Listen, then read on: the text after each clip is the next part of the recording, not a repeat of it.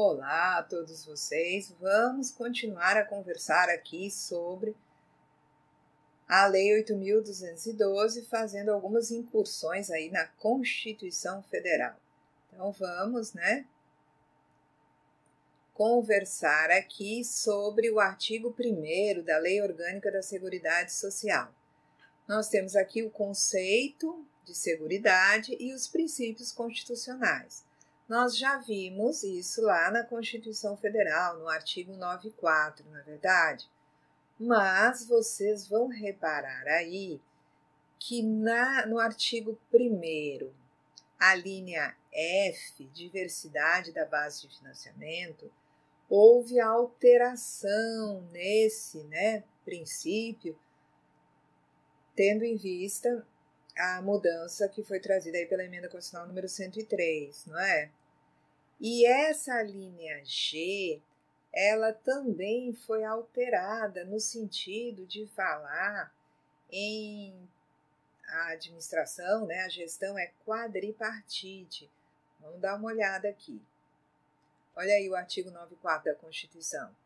Quando eu falo em diversidade da base de financiamento, eu não posso me basear só na Lei 8.212, porque a Constituição sofreu mudança na sua redação e você tem que ter conhecimento disso. É a diversidade da base de financiamento e identificando-se em rubricas contábeis específicas para cada área as receitas e as despesas vinculadas a ações de saúde, previdência e assistência social, preservado o caráter contributivo da Previdência. E no inciso 7, olha aí, caráter democrático e descentralizado da administração, mediante gestão quadripartite, com participação de trabalhadores, empregadores, aposentados e do governo nos órgãos colegiados. Então, eu preciso ficar atento para essa mudança que aconteceu na Constituição Federal. Você precisa ficar atento.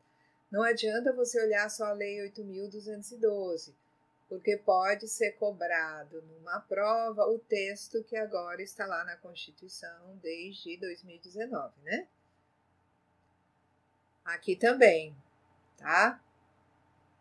Então, é participação de trabalhadores, empregadores, aposentados e do governo nos colegiados.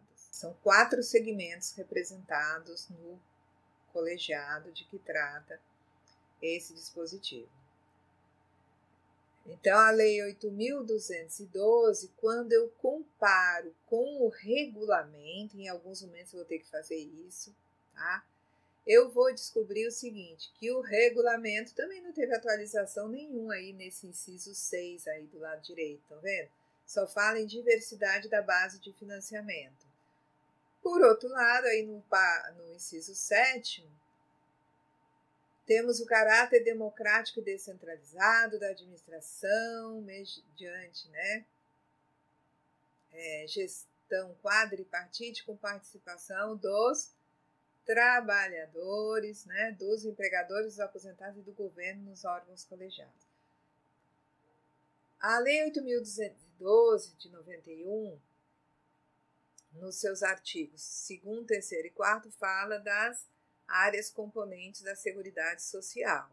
E eu recomendo a vocês que examinem os objetivos e princípios e diretrizes, que estão na Lei 8.212 sobre Seguridade e Previdência, tá? Na Lei 8.213, inclusive, os princípios da Previdência são a redação um pouquinho diferente. E é importante você ter atenção para essas diferenças na redação. Então, por exemplo, nós temos para a Seguridade princípios e diretrizes. Para a Previdência, nós temos aí princípios e objetivos. Aí temos na Seguridade, universalidade da cobertura e do atendimento. Na Previdência, universalidade e participação nos planos previdenciários.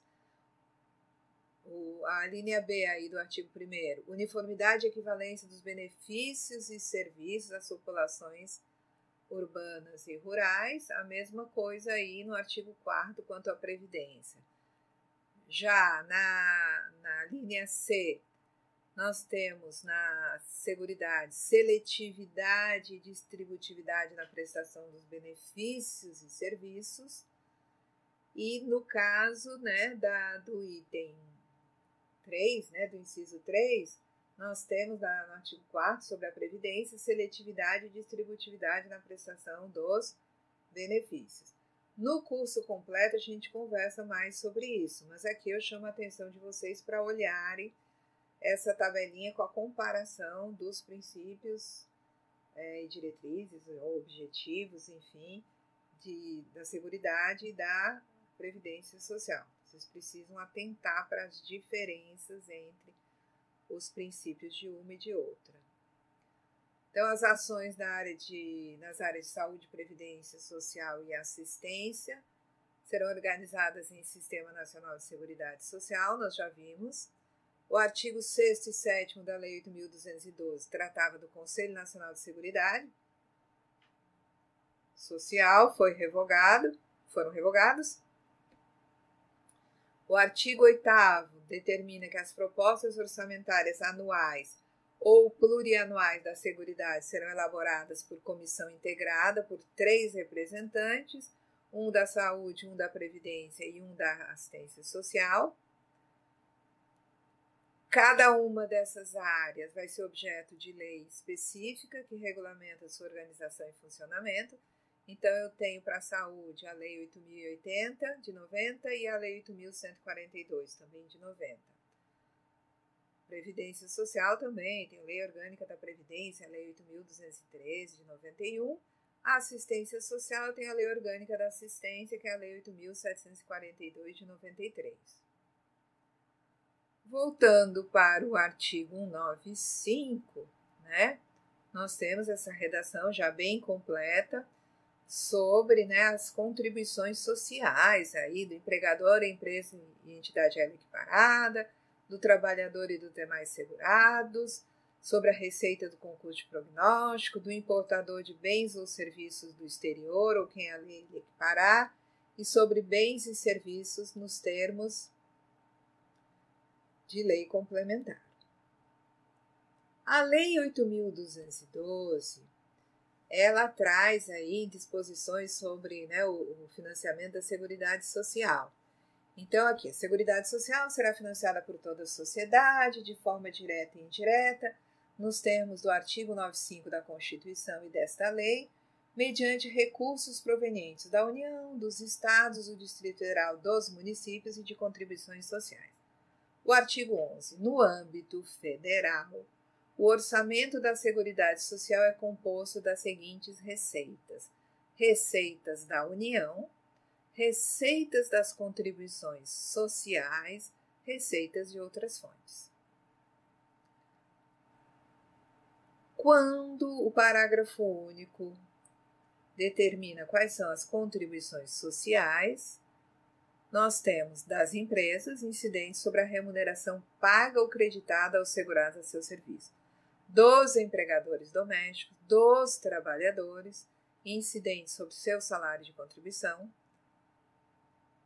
das empresas, incidentes sobre faturamento e lucro, e as incidentes sobre a receita de concursos de prognóstico. Então, aqui nós já temos alguns probleminhas, não é verdade? Por exemplo, na Constituição, os contribuintes são as empresas, os empregadores e entidades equiparadas à empresa. Temos, no caso dos trabalhadores e demais segurados. No caso da linha D, temos as empresas, entidades equiparadas e empregadores contribuindo sobre a receita e o faturamento e também o lucro. Falta o que aqui?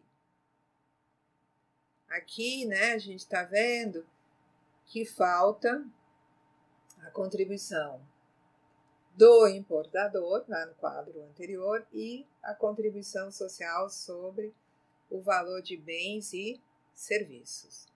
O regulamento também determina no artigo 95 que no âmbito federal o orçamento da Seguridade Social é composto de receitas provenientes da União, das contribuições sociais e de outras fontes. E o artigo 195 do regulamento, quando vai falar de contribuições sociais, aí ele já vai, né, conversar mais um pouquinho. Ele vai falar que existe como contribuição social, em primeiro lugar, a das empresas, incidentes sobre remuneração paga, devida ou creditada aos segurados e demais pessoas físicas a seu serviço, mesmo sem vínculo empregatício. Adiante eu converso mais sobre o que é isso, remuneração paga, devida ou creditada. Dos empregadores domésticos, incidentes sobre o salário de contribuição dos empregados domésticos a seu serviço. Dos trabalhadores, incidentes sobre o seu salário de contribuição, não fala trabalhadores e demais segurados, a gente sabe que o texto da Constituição traz isso. Das associações desportivas que mantêm equipe de futebol profissional, incidentes sobre a receita bruta decorrente dos espetáculos desportivos de que participa em todo o território nacional e em qualquer modalidade desportiva, inclusive jogos internacionais, e também contribuição sobre a receita de qualquer forma de patrocínio, licenciamento do uso de marcas e símbolos, publicidade, propaganda e transmissão de espetáculos desportivos. Temos as contribuições incidentes sobre a receita bruta proveniente da comercialização da produção rural, contribuição das empresas incidentes sobre a receita ou o faturamento e o lucro, e as contribuições incidentes sobre a receita do concurso de prognóstico. Vocês vão ver que aí não há referência à contribuição do importador e também não temos referência à contribuição à CBS, né? Contribuição Social sobre o Valor de Bens e Serviços, ok? Então você tem que conviver com isso. Você vai descobrir, por exemplo, que nem a Lei 8.212, nem o Regulamento da Previdência Social vão se ocupar de detalhar COFINS e a contribuição social sobre o lucro líquido, não vão. Também não vão se ocupar de detalhar a contribuição a título de PIS, não vão tratar da contribuição do importador e também não vão tratar da CBS, não vão, tá? Então existe legislação específica tratando dessa matéria. Mas você precisa estar sempre de olho na Constituição, na lei e no regulamento, porque de repente aqui no regulamento surge uma informação nova aqui, ó. Olha, contribui às associações desportivas que mantêm equipe de futebol profissional sobre a receita dos espetáculos desportivos, do patrocínio, da publicidade, enfim. Contribui também, existem contribuições e incidentes sobre a receita bruta proveniente da comercialização da produção rural.